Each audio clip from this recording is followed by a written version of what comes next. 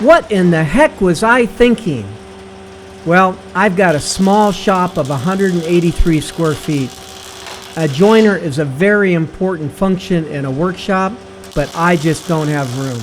I'm going to show you 5 ways that I can replace the function of a joiner in my small shop.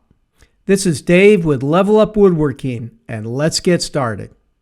Hey, before I get into joining wood, I got to talk about wood. The kind of wood that I buy. I buy parallel wood that's surfaced on 2 sides. It's called S2S. And there are a wide variety of different kinds of wood. I've dealt with a lot of them, S3S, S4, rough sawn, what have you. As long as you got a planer and a method of joining, you can deal with it. But I'm going to show you today how I join S2S wood. And I'll start with my favorite method. My favorite method of joining a board is a simple joinery jig that I built for my table saw. I started with this back when I had an old job site saw. It's really simple to build. You got to get a good 90-degree angle between that upright and the base board. And then you just cut a slot for your blade, so when you slide your wood through, it's supported on the back side. Make a couple of runs with this, you're going to be in great shape. But I think the key is to having really good quality table saw blades. And I have a thin rip blade that I use for this that I only pull out on special occasions when they need to join a board, or I'm doing thin rips on other boards for a particular project. Love the blades, love this method. It's very simple and easy to use. I have a taper jig I use for cutting tapers and sometimes joining an end of a board, but it's seen better days. It was created for a quick fix to build tapered legs for a small cabinet, and now I need something more permanent for the shop. This one is done. And since I'm filming this build of a simple jig, you might gather it's one of my favorite methods to cut an end.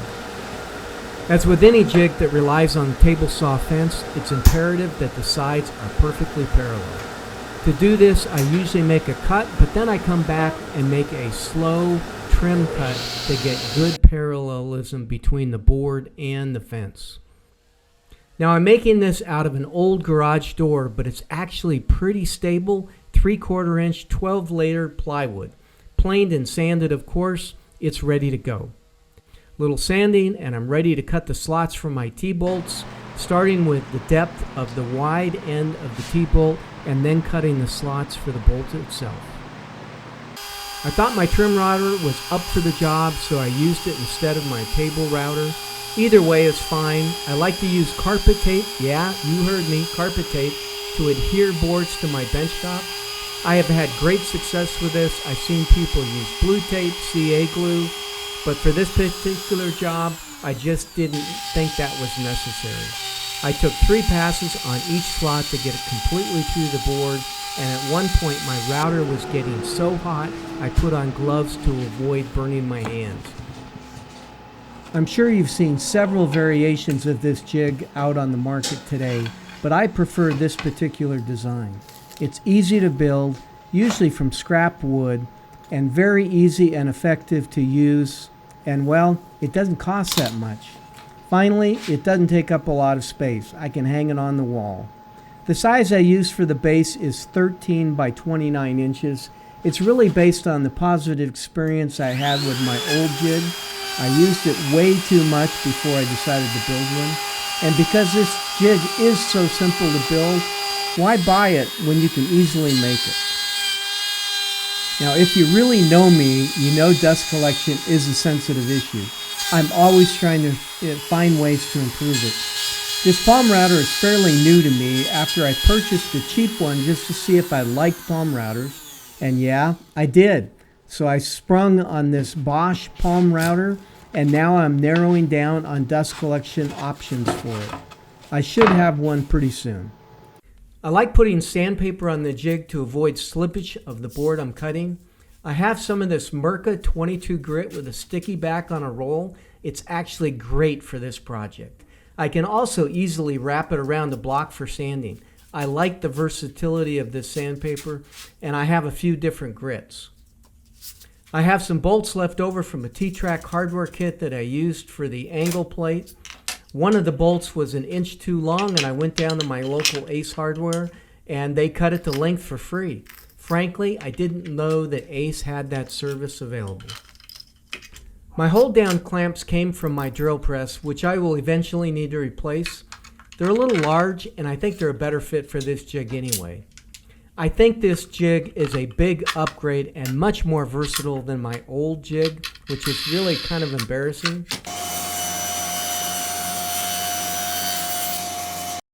At number 3 on my list is the track saw.